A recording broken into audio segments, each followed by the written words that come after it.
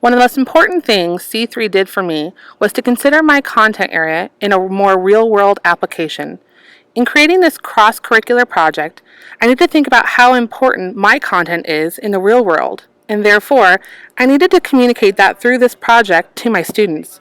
With this project specifically, I was better able to answer the most common question in classrooms across the world.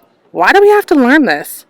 While I have always had my own stock answer crafted in my back pocket, ready when the self-proclaimed precocious student asks it, this project alone helped me to answer that very question all by itself. The answer was there, and that question became unnecessary because it just made sense. Students were excited to get out of the classroom and take a field trip to another class, something out of the routine. The curiosity, anticipation, and enthusiasm of the students, and then taking that back to class and applying math to a real life situation they actually experienced, it was inspiring.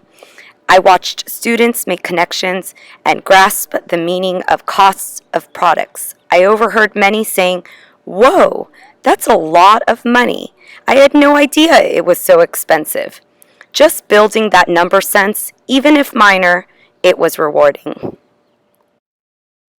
One of my culinary arts students was pretty nervous when he heard we were going to be demonstrating and explaining sausage making to 4 classes of freshmen.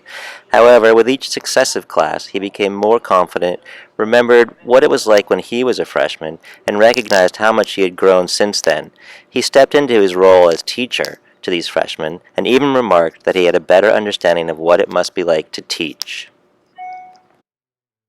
When I started the project, I was under the assumption students needed to be given explicit instructions on every task. I knew I wouldn't have time to teach them everything, so I had low expectations for their work. The students ended up surprising me. They used the knowledge they did have and sought out additional resources to support their efforts. The most valuable learning came from them teaching themselves and each other. I want to continue to act as a facilitator for this type of learning.